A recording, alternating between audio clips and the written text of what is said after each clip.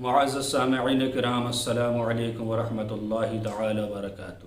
امید ہے کہ آپ تمامی حضرات بخیر و عافیت ہوں۔ دیکھیے حضرات، ایک سوال آتا ہے کہ حضرت جب حضرت ابراہیم علیہ السلام حضرت اسماعیل علیہ السلام کو ذبح کرنا چاہ رہے تھے اور چھری چل نہیں پا رہی تھی، تو حضرت جبرائیل علیہ السلام نے جنت سے دمبا لا کر رکھا تھا، اور پھر آپ نے چھری چلائی تو اس کی گردن کٹ گئی، یعنی ذبح ہو گیا۔ تو ذبح ہونے کے بعد حضرت ابراہیم علیہ السلام نے اس دمبے کا کیا کیا؟ سوال بہت اچھا ہے۔ دیکھیے حضرت ابراہیم علیہ السلام نے جب اپنے بیٹے اسماعیل علیہ السلام پر چھری چلائی، چھری نہیں چلی، تیسری دفعہ میں حضرت جبرائیل کو حکم ہوا اللہ تعالیٰ کی طرف سے، اور آپ ایک دمبا لے کر جنت سے نیچے تشریف لائے، اور اسماعیل علیہ السلام کے ہاتھ پیر کھول دیے، انہیں دور کھڑا کر دیا اور اس دمبے کو اس کی جگہ لٹا دیا۔ وہ ذبح ہو گیا۔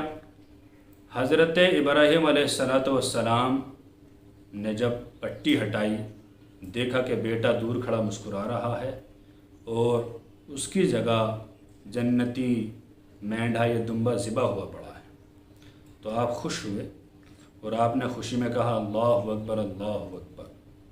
حضرت اسماعیل علیہ السلام نے کہا لا الہ الا اللہ واللہ اکبر اللہ اکبر۔ ابراہیم علیہ السلام نے کہا وللہ الحمد۔ اس کے بعد مختلف روایتیں ہیں، کسی میں لکھا ہے کہ ابراہیم علیہ السلام نے اس کی کھال اتارنے کے بعد اسے نوش فرمایا اور باقی ماندہ گوشت کو اپنے گھر لے آئے۔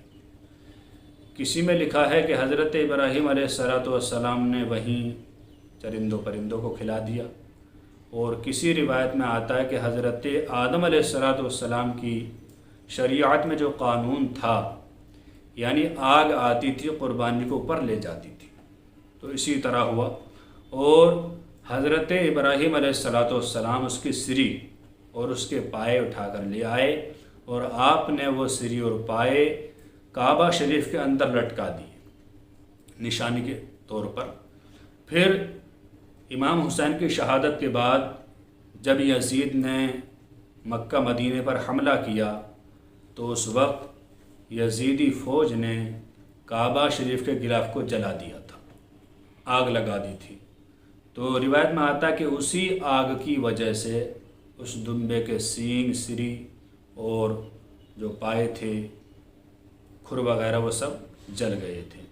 تو حضرت ابراہیم علیہ السلام نے یہ دمبا ذبح کیا، اللہ تعالیٰ کا شکریہ ادا کیا، اور اس کی کھال اتار کر اس کا گوشت کھایا، باقی ماندہ گھر لے آئے۔ یہ روایت بھی صحیح ہو سکتی ہے۔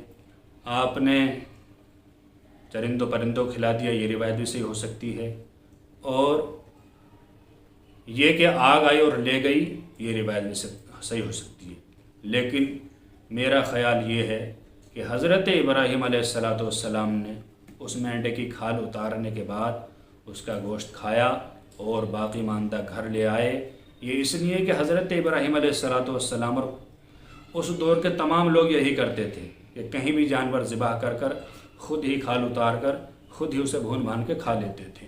تو اس سے تو یہی اندازہ ہوتا ہے کہ حضرت ابراہیم علیہ السلام کو کافی پریکٹس تھی جانور کو ذبح کرنے کی۔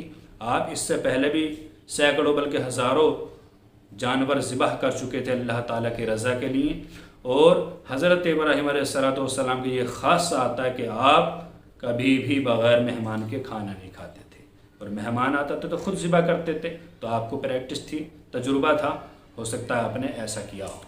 اللہ تعالیٰ سے دعا ہے کہ اللہ تعالیٰ ہمیں صحیح دین سیکھنے کی توفیق عطا فرمائے۔ السلام علیکم واللہ عالم بالصواب۔